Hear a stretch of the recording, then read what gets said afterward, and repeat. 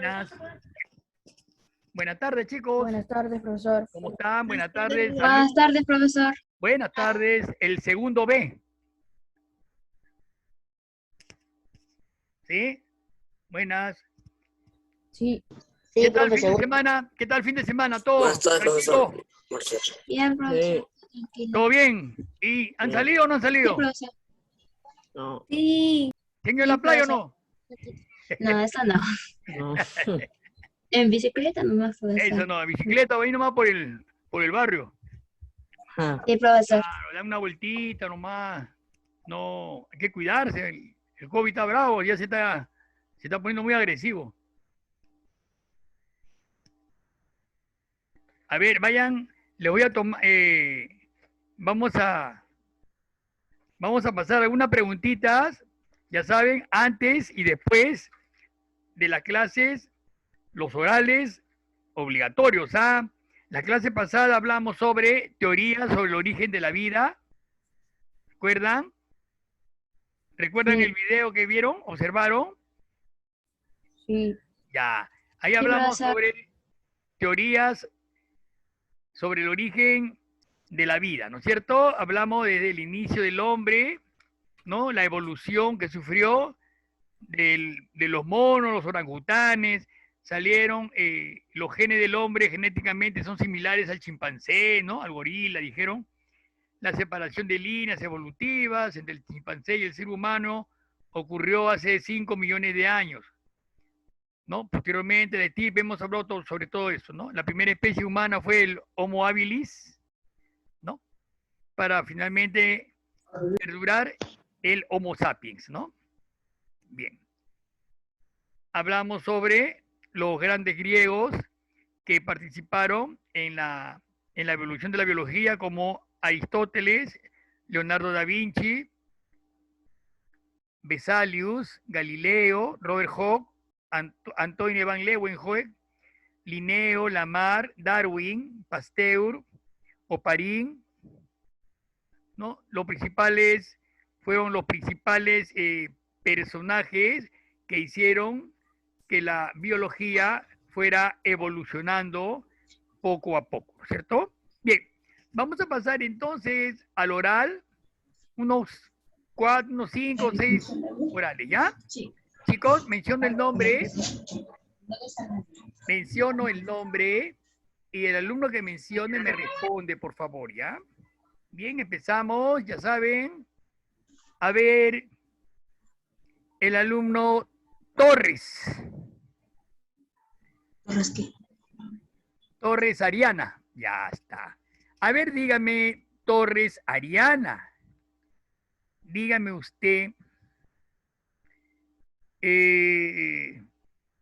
¿quién sacó el primer libro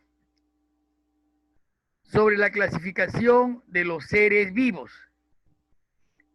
Dice, en 1490 hizo la primera clasificación de los seres vivos. Historia de los animales, se llamó el primer libro de la biología. ¿Quién fue ese personaje griego? ¿Recuerda? Le voy a mencionar 3 nombres.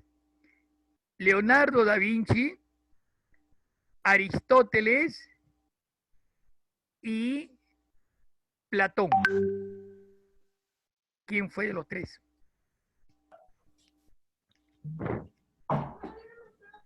¿Sí?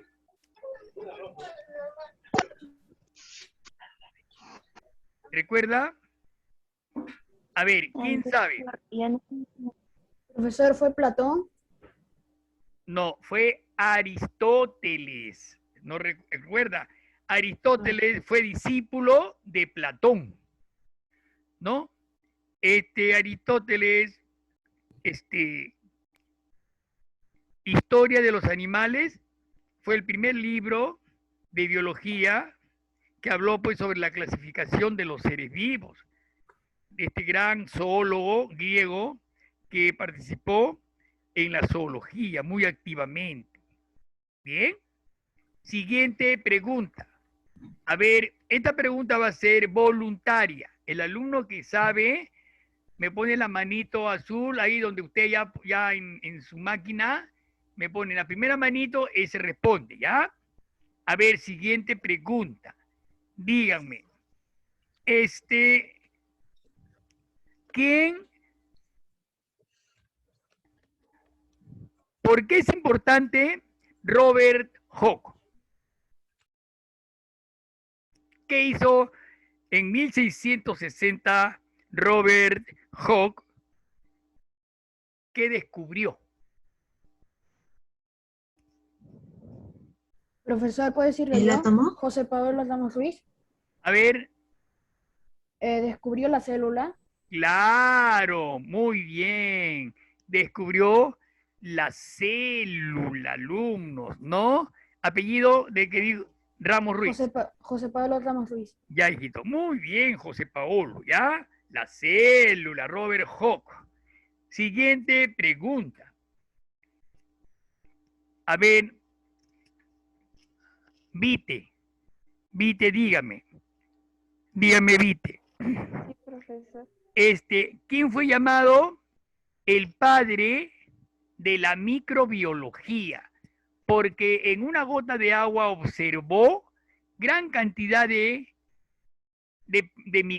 organismos microscópicos, ¿no? Que él mismo inventó un lente, un microscopio, fue un comerciante de tela, ¿no? Y él inventó un microscopio y observó gran cantidad de microorganismos en una gota de agua. ¿Quién fue ese señor? ¿Recuerdas? No me acuerdo. No recuerdas. Profesor, ¿puedo decirlo yo? A ver, dígalo usted. Antonio Leeuwenhoek o Antonio Leeuwenhoek o algo así. Leeuwenhoek. Ajá. Antoine van Leeuwenhoek. ¿Apellido? Ajá. José Pablo Ramos Ruiz. Ah, muy bien, Pablo. Tenía que... Está bien, ¿ah? Muy bien. A ver, ¿y el resto qué pasó? A ver, voy a trabajar. El alumno Vilches. A ver, dime, Vilches. Dígame usted. A ver, te pregunto. ¿Quién fue el creador? Dice, creador del método científico experimental. ¿Mm? En 1610, creador del método científico experimental.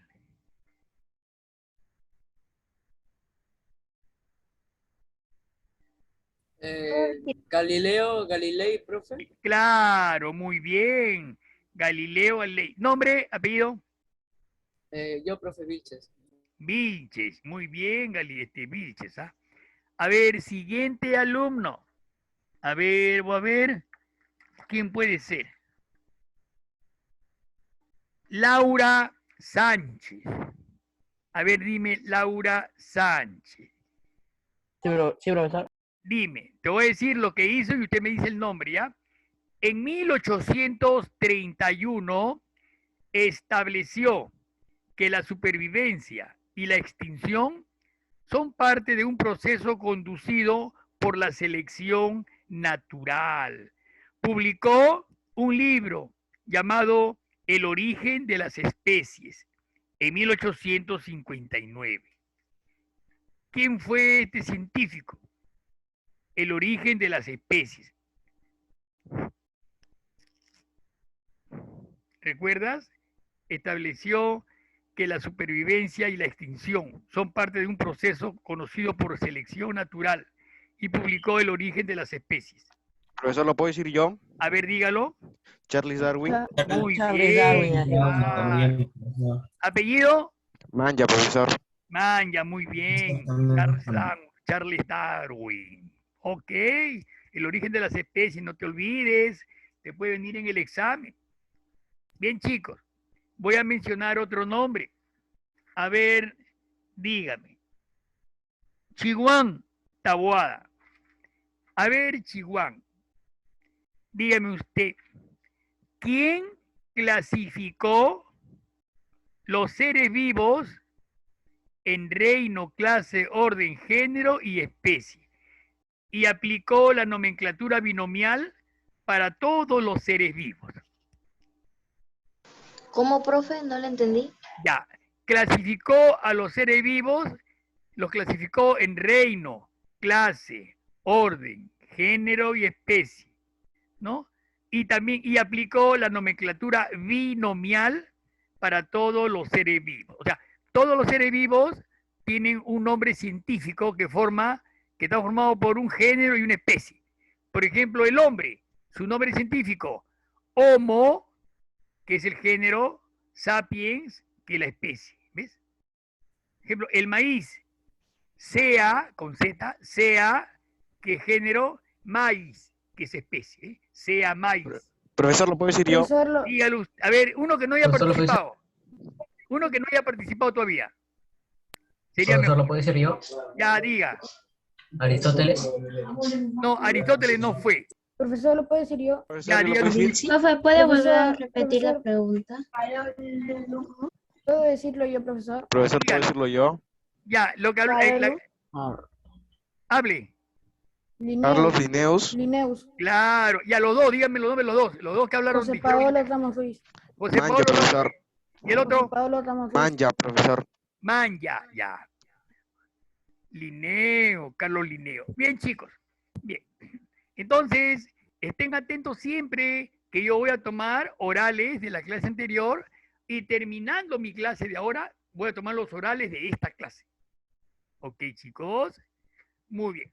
El tema a tratar el día de hoy es referente a la teoría celular, ¿no? Que es una parte muy...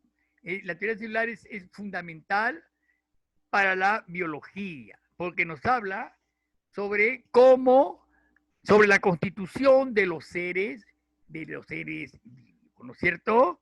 Entonces, la teoría celular, repito, es una parte fundamental, básica de la biología, ¿no? Que nos va a explicar, nos explica la constitución de los seres vivos, cómo se formaron, ¿no?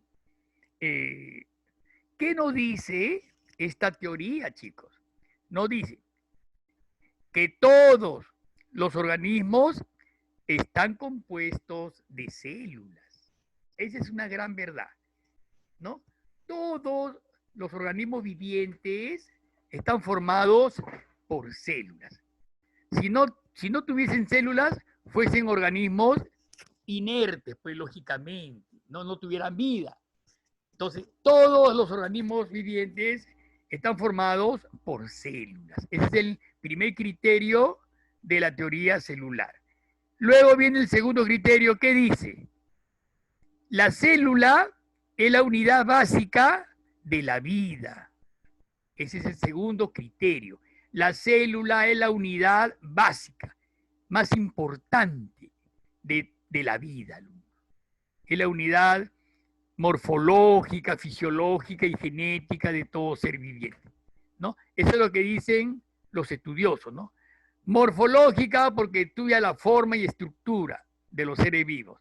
Fisiológica porque la célula desempeña funciones vitales en los seres vivos. La nutrición, relación, reproducción, funciones vitales. Y genética porque a través de los genes transmiten los caracteres de la herencia, ¿no? Entonces, así se define la célula en su modo general, ¿no? Entonces, mucho cuidado, ¿ya? La célula es la unidad básica de la vida. Y tercero, todas las células provienen de otras células, ¿ok? Todas las células provienen de otras células. A ver. En la reproducción sexual, por ejemplo, digamos, en la reproducción sexual, la célula que nos da vida a nosotros, al hombre, por ejemplo, el varón produce una célula llamada espermatozoide y la mujer produce una célula llamada óvulo. Entonces, cuando se fusionan, se unen el espermatozoide y el óvulo, se fecundan, entonces sale el lugar un nuevo ser. ¿No es cierto? Entonces, un nuevo ser. Un ser vivo da lugar a otro ser vivo. ¿No? Toda célula proviene de otra preexistente. ¿No? Y los seres vivos están formados por células. ¿Ven cómo se cumple la teoría celular, alumnos? Se cumple, se va a cumplir siempre. Bien, chicos. Entonces, no olvidemos eso. Ya, ahí viene una pregunta. Dicen, ¿cuál es la importancia de la teoría celular? ¿Por qué será importante la teoría celular? Porque la célula, como les vuelvo a repetir, es la unidad, ¿no?, funcional y estructural básica que compone el cuerpo humano y al de todos los seres vivos. Por lo tanto, para entender la estructura y función del organismo completo, es fundamental conocer la estructura y la función de sus unidades componentes, es decir, las células, ¿no es cierto? Perfecto, entonces. La pregunta viene, ¿quiénes contribuyeron al desarrollo de la teoría celular, chicos? ¿Quiénes? ¿No? Ahí hay una serie de estudiosos que han contribuido enormemente, ¿no? Muchos científicos que contribuyeron al desarrollo de la teoría celular. ¿Quiénes son? Antoine van Leeuwenhoek. Ahí está Antoine. Miren, observen bien a ese señor científico. Descubrió en 1675, descubrió animales microscópicos, a los que llamó animáculos, ¿no? Él confeccionó un microscopio, él mismo lo confeccionó, que aumentaba unas 250 veces el espécimen a observar. Muy diferente a Robert Hooke, que descubrió la célula, que tenía un microscopio rudimentario que aumentaba 50 veces, pero que fue suficiente para poder ver, ¿no es cierto?, las células en una lámina de corcho. Este señor Antoine van Leeuwenhoek descubrió con un microscopio de mayor aumento, 250, ya descubrió los protozoarios, por ejemplo, ¿no? Paramecium, amebas, vorticelas, ¿no?, glóbulos rojos, ¿no?, células microscópicas, descubrió. En vivo y en directo las descubrió este señor, ¿no es cierto? Observó, ¿ya? Muy importante. Su existencia, nadie informó de su existencia durante muchos años. Bien. Luego tenemos a Marcelo Malpighi. Ahí está, miren. Marcelo Malpighi fue el primero en observar tejidos vivos. ¿Qué es un tejido? Es un grupo de células que desempeñan la misma función, ¿no? Tejidos vivos, con el microscopio, ¿ok? Marcelo Malpighi. René Henry Dutrochet fue un fisiólogo. En 1824, él propuso que los seres vivos están formados por células, ¿no? Contribuyó grandemente a la teoría celular. Lo tenemos en 1838. Los biólogos alemanes, Theodor Schwann y Matthias Schleiden, ¿no? En los libros lo van a encontrar como Schleiden y Schwann. Estos fueron los verdaderos pioneros de la teoría celular. Fueron los primeros en lanzar la teoría celular, alumno. No te olvides, ¿ya? Theodor Schwann y Matthias Schleiden, los primeros en lanzar la teoría celular, afirmando que todos los organismos vivos están formados por células. Es muy importante. Ellos fueron los primeros en observar esta teoría celular. Schleiden y Schwann, ¿ya? Ahí están sus figuritas. Ahí están. Ok, miren bien. A los dos fisiólogos. Seguidamente vino un biólogo alemán. En 1859, el biólogo alemán Rudolf Virchow. Ahí está, miren.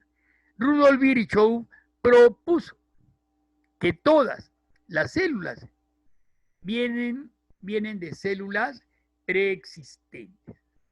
O sea, que ya han estado. Solamente así se forma la vida, ¿no? De una célula, de otra célula viva. Entonces, él propuso, ¿no? Que todas las células vienen de células preexistentes. Y tuvo mucha razón, alumno, ¿no?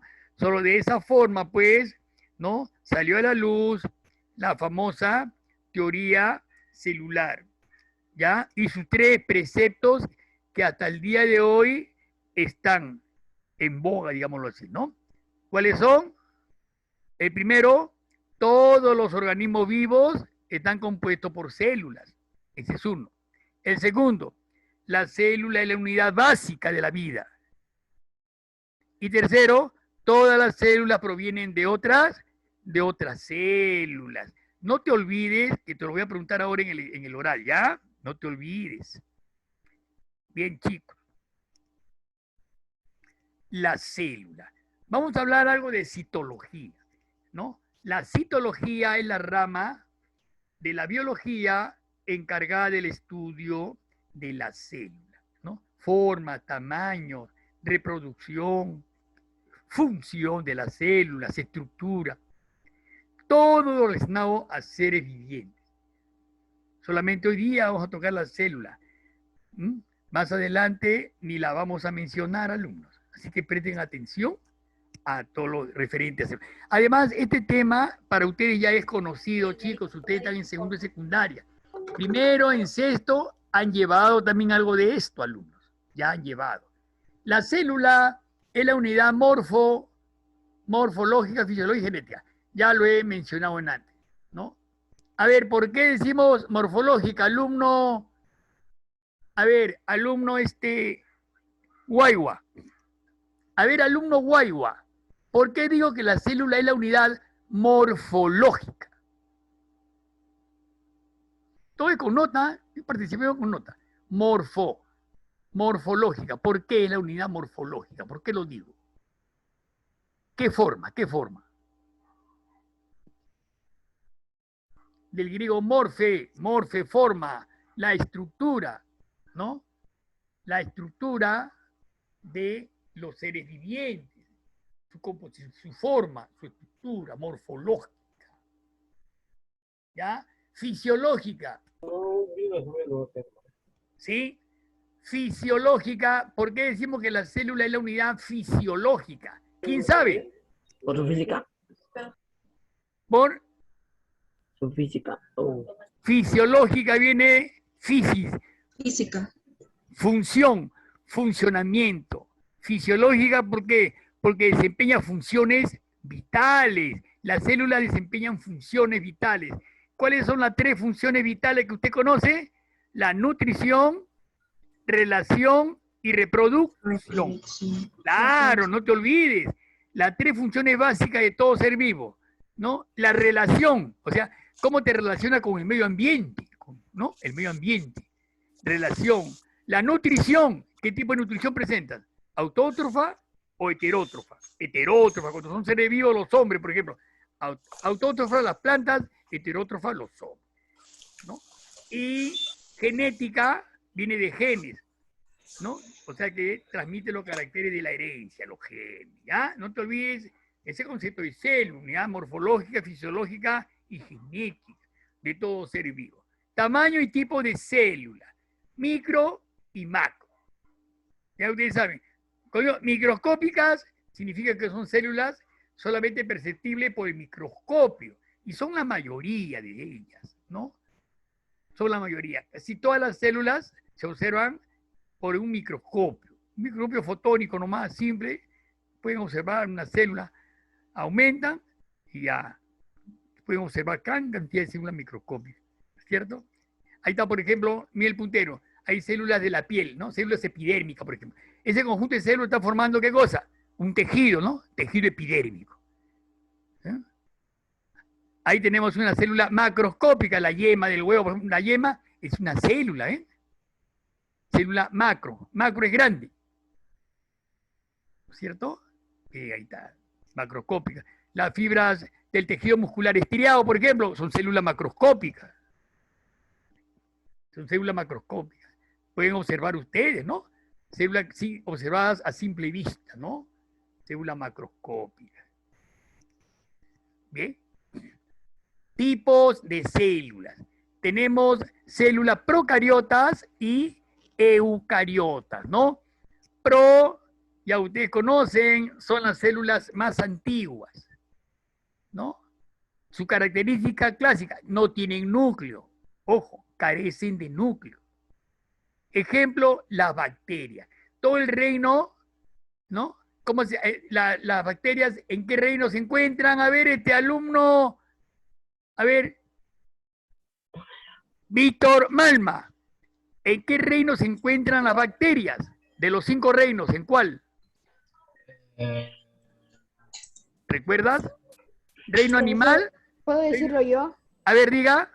Reino Monera. Claro, el reino. José Pablo Ramos Ruiz. ¿Apellido? José Pablo Ramos Ruiz. Ya, muy bien, José Pablo Ramos Ruiz. El reino Moneras, el reino más antiguo de los seres vivos en la Tierra, el más antiguo, ¿no? Las bacterias. Ahí tenemos alguna característica de las procariotas, ¿ves? Son pequeñísimas, de 1 a 5 micras. Una micra, ¿qué es una micra? ¿Alguien sabe? ¿Nadie recuerda lo que es una micra? Una micra es la milésima parte de 1 milímetro. Es una unidad microscópica, ¿no? Y equivale a una micra es 1000 veces menor que 1 milímetro. Una micra es 1000 veces menor que 1 milímetro. De 1 a 5 micras. Ya. Miren, chicos. Entonces, una micra es la milésima parte de 1 milímetro, chicos. ¿Ya? Por ejemplo, los glóbulos rojos miden 7 micras. O sea, 7000 veces menor que 1 milímetro. Es un glóbulo rojo. 7 micras. ¿No? Hay células más grandes, por ejemplo, un óvulo, por ejemplo, ¿no? En la mujer, 150 micras, ¿no? Hay sí diferentes tamaños, pero solamente son observables por el microscopio, ¿no es cierto? Otra característica de las células procariotas, carecen de núcleo definido. No tienen un núcleo encerrado por una membrana nuclear, como tienen las eucariotas, que tienen un núcleo encerrado por una membrana nuclear. Su núcleo está esparcido, ¿no? En el citoplasma, ¿no? Está esparcido dentro de un nucleoide, le dije, ¿no? Dentro de un nucleoide. Pero también contiene ADN, ¿ah? Contiene ADN. Es una semejanza entre una célula procariota y una eucariota, es que ambas tienen ácido desoxirribonucleico, tienen ADN. La célula, la bacteria, tienen ADN y tienen ARN. Una bacteria puede tener o ADN o ARN. Nunca las dos cosas. Una de ellas va a tener la bacteria. Depende del tipo de bacteria, pues, alumnos, ¿no? En cambio, las células eucariotas contienen el núcleo ADN y contienen también el ARN, también están también en el núcleo, ¿no es cierto? Ambos. Bien, chicos, ¿qué tenemos ahí? Entre las procariotas tenemos las bacterias, las cianobacterias y las arqueobacterias. Miren, esto es nuevo para ustedes, de repente no lo conocían. Todos conocemos las bacterias, pues, ¿no? La bacteria la conocemos todos. Ejemplo de bacteria, por ejemplo, la bacteria, diferentes bacterias que causan enfermedades, por ejemplo, ¿no? El bacilo de Koch, por ejemplo, ¿no? Que causa la tuberculosis, ¿no? En forma de bastón, abastonado, es un bacilo, ¿no? Los cocos, ¿no? Que producen infecciones, estreptococos, gonococos, bacilococos, estafilococos, producen infecciones, ¿no? Son redondeados, pues el nombre coquito de cocos. Son bacterias. Pero cuando le dicen cianobacterias, entonces ya el alumno se queda un poquito medio desorientado. ¿Qué son las cianobacterias, chicos? ¿Ya? Miren, las cianobacterias, escuchen bien, antiguamente llamadas algas verde-azules, son especies de unas algas verde-azuladas y realizan fotosíntesis, ¿ah? No te olvides, pregunta examen. Cianobacterias, algas verde-azules realizan fotosíntesis, ¿ya? Son fuente de alimentos para muchos organismos herbívoros en los mares, por ejemplo, ¿no? Estas cianobacterias son las que conforman el zooplancton marino, o sea, la sopa marina, que forma parte de la cadena alimenticia en los mares. Para los peces pequeñitos se alimentan de este zooplancton, ¿ya? Forman las redes alimenticias de los ecosistemas marinos, ¿no? Redes. Se les encuentra en diversos hábitats acuáticos, ¿no? En agua dulce, en aguas marinas, etc. ¿Ya? Esas son las principales características de la cianobacterias. ¿Ya? Ahora hablemos brevemente un pedacito de las arqueo, el reino de las arqueas, dice, las arqueobacterias. ¿Cuáles son? O arqueas son un gran grupo de microorganismos procariotas, un gran grupo, unicelulares también, formados por una sola célula, igual que las bacterias, que al igual que las bacterias no presentan núcleo tampoco. ¿Ya? Las arqueobacterias no presentan núcleo. Son bastante parecidas a las bacterias, ¿no es cierto? A las bacterias. Y también tienen, al igual que las bacterias, tienen forma de bastones, cocos y espirilos. Ahí están, miren, ven. Ahí están los espirilos, ahí están los cocos y ahí están los bastones. ¿Ven? De arqueobacterias, miren bien, ¿ah? Son ejemplos, ¿no?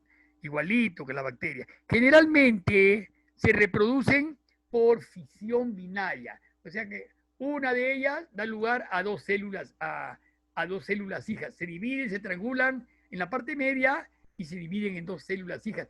Eso se llama fisión. Se fisuran por la mitad y se separan. Fisión binaria, ¿no? Las bacterias se reproducen por fisión binaria también.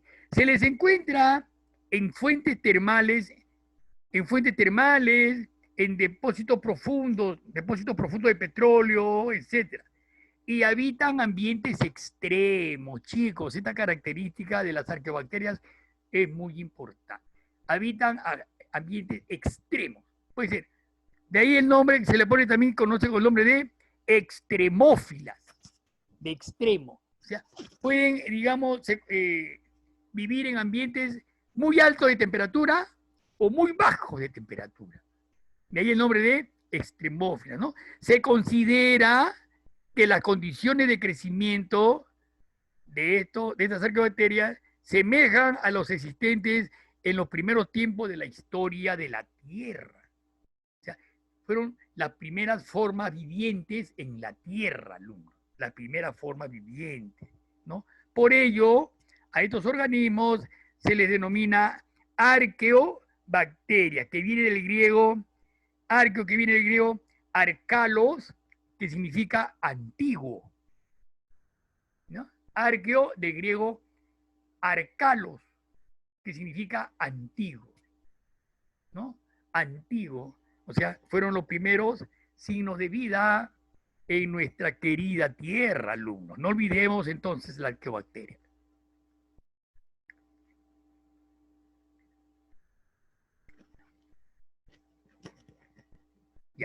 Ya chicos. Entonces, ya falta un pedacito para terminar algunas características de estas células procariotas y eucariotas. Concluimos y trabajamos con los orales y trabajamos con las tareas. ¿Sí? Bien. Ya. Claro. Ya terminamos con la teoría, entonces la próxima hora. ¿Bien? 1:50, chicos. Para concluir el tema, nos vemos a la 1:50, ¿ya? Bien.